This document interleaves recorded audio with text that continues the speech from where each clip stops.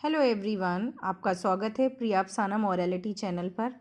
हम कर रहे थे रिप्रोडक्शन इन प्लांट चैप्टर और एनसीईआरटी क्वेश्चन आंसर्स का हम सॉल्यूशन देख रहे हैं। आप उसको समझ के कर सकते हैं। Question if you need to read carefully, अगर आपको पढ़ने की ज़रूरत है तो आप ज़रूर पढ़ें और उसका आंसर उसी के अकॉर्डिंग दें। So what the question is saying, ये एनसीईआरटी के क्वेश्चन आप देख सकते हैं। पहेली एंड भुजू सभी को पता है इमेजिनरी नेम है जो कि टॉपिक को एक्सप्लेन करते हैं। पहली thought that new plants always grow from seeds. Okay, जैसे मोस्ट ऑफ चिल्ड्रन या स्टूडेंट दे थिंक कि प्लांट सीड से ग्रो होते हैं, ऐसा नहीं है। Plants grow from different parts of the plants also, जिसको हम बोलते हैं vegetative reproduction. But she has never seen the seeds of sugar cane, but उसने कभी भी शुगर केन के सीड नहीं देखे हैं। पटेटो एंड रोज, इनके भी सीड्स नहीं देखे हैं। She wants to know how these plants reproduce, जैसे वीट है और आपके मेज़ हैं, ये कैसे प्रोड्यूस होते हैं? सीड से। लेकिन शुगर केन, पटेटो, रोज़ हैं, ये इंस्टेड ऑफ सीड कैसे प्रोड्यूस होते हैं? तो देखिए, sugar cane, potato and rose can be produce या रिप्रोड्यूस्ड यूजिंग स्टेम या buds of the parent plant. आपने देखा होगा जैसे आप पटेटो देखते हैं तो पटेटो में ऐसे करके आपको कुछ ऐसे होल, आईज जैसे शेप दिखेंगे। इनको हम क्या बोलते हैं? बर्ड्स बोलते हैं या आई बोलते हैं। When you will cut the piece of potato and sow in a soil, they will grow into a new plant. तो इस टाइप का रिप्रोडक्शन जिसमें सीड की ज़रूरत नहीं होती है, any part of the plant we use for growing new plant is known as reproduction by vegetative part. तो इनमें हम स्टेम का यूज करेंगे न्यू प्लांट ग्रो करने के लिए। नेक्स्ट क्वेश्चन देखिए, Bhuju wants to know if there is any advantage of vegetative propagation. Vegetative propagation का मतलब क्या होता है? रिप्रोडक्शन, यानी कि न्यू प्लांट्स का ग्रो होना वेजिटेटिव पार्ट से, यानी कि प्लांट्स के डिफरेंट डिफरेंट पार्ट से नए प्लांट का ग्रो होना, बनना, क्या कहलाता है? Vegetative propagation. तो इसके क्या एडवांटेजेस हैं? तो देखिए, इट टेक्स लेस टाइम, सबसे इंपॉर्टेंट इसका क्या आंसर बनेगा? It takes less time to grow. Seeds को प्लांट बनने में काफ़ी टाइम लग जाता है, जबकि वेजिटेटिव जो प्रोपगेशन के थ्रू रिप्रोडक्शन या नया प्लांट ग्रो होता है उसमें कम टाइम लगता है, लेस टाइम लगता है। So it will take less time. और इसमें ये बिल्कुल पेरेंट की कॉपी होती है, सेम बनेगा, कोई चेंज नहीं आता है इसमें।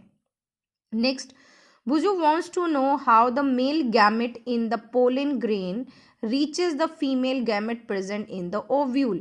आप सभी को पता होगा फ्लावर में, जो आपने अगर फ्लावर नोटिस किया है तो आपको पता होगा how does pollen grain reaches there. So you must be aware, जो आपके सेंटर में फीमेल होती हैं, तो यहाँ पे ये देखिए आपके जो पोलन ग्रेन्स हैं एंथर टू स्टिग्मा कैसे पहुँचते हैं। तो you know very well with the help of pollination, with the help of pollination. और इसमें आपको एजेंट्स की ज़रूरत होती है जो इसको पहुंचाएंगे।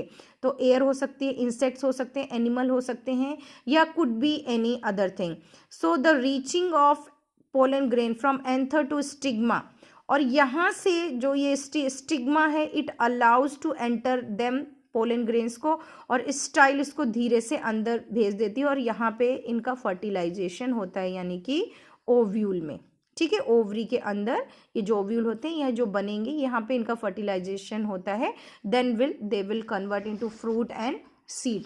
ये कंप्लीट प्रोसेस होने के लिए पोलिनेशन का होना बहुत इंपॉर्टेंट है। So pollen grains lands and germinate on the stigma. सबसे पहले ये लैंड होते हैं विद द हेल्प ऑफ, आपको बोला है मैंने, एजेंट से। A pollen tube arise from a pollen grain and it carries male gametes. तो जो पोलन ट्यूब होती है वो पोलन ग्रेन्स को लेके जाती है। This pollen tube makes it's way through the style and enter the ovule. और आपको पता है स्टिग्मा स्टाइल उसके अंदर, फीमेल की बॉडी से अंदर होते हुए ये ओवरी में पहुंच जाएंगे। The male gamete fertilizes female gamete, और इनमें फर्टिलाइजेशन होगा किसका? पोलन ग्रेन्स का और फीमेल गैमेट्स का। And the new cell will develop, जिसको हम क्या बोलेंगे? जाइगोट। और यही जाइगोट क्या होता है? फर्दर डेवलप होता है एम्ब्रियो में, उसके बाद में फ्रूट में, and then seeds form.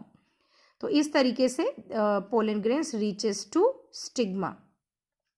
Buju wants to know why flowers are generally so colorful and fragrant. So it's a very simple. Pollination is very very important for fertilization and the next growth of the flower. तो उसके लिए सबसे पहले क्या ज़रूरी है, pollination होना। Pollination होने के लिए जो कलरफुल होते हैं ये अट्रैक्ट करते हैं किसको, इंसेक्ट्स को, बटरफ्लाइज को, हनी बीज को। और जो फ्रेगरेंस होती है, कुछ तो कलर से अट्रैक्ट होते हैं, कुछ उनकी फ्रेगरेंस से अट्रैक्ट होते हैं। तो बेसिकली फ्लावर्स आर कलरफुल क्योंकि ये रिप्रोडक्टिव पार्ट होते हैं प्लांट के। तो ये इनका मेन रोल यही होता है कि ज़्यादा से ज़्यादा वेक्टर को या एजेंट्स को अट्रैक्ट करें, जिसकी वजह से पॉलिनेशन प्रोसेस हो, पोलन ग्रेन्स स्टिग्मा तक, फीमेल तक पहुँचें, यानी कि पिस्टल तक पहुँचें और ये प्रोसेस आगे हो। तो ये बहुत ही इम्पॉर्टेंट चैप्टर है आपका 7th क्लास में, और ये 10th में भी रिपीट होता है एज अ टॉपिक। तो इसको ध्यान से समझें और क्वेश्चन को समझ के पढ़ें, बिकॉज क्वेश्चंस में बहुत सारे टॉपिक्स छुपे होते हैं। If you know topic properly, so answers will be easy for you. And now this question does not come straight way, यानी कि लैंग्वेज चेंज होती है, तो टॉपिक पे हमेशा फोकस करें। नेक्स्ट हम वीडियो में देखेंगे इसके फिलअप्स और कुछ इंपॉर्टेंट पॉइंट्स। तब तक के लिए आप इतना रिवाइज करें। Thank you, have a nice day. अगर आपने चैनल सब्सक्राइब नहीं किया है तो आप कर लें।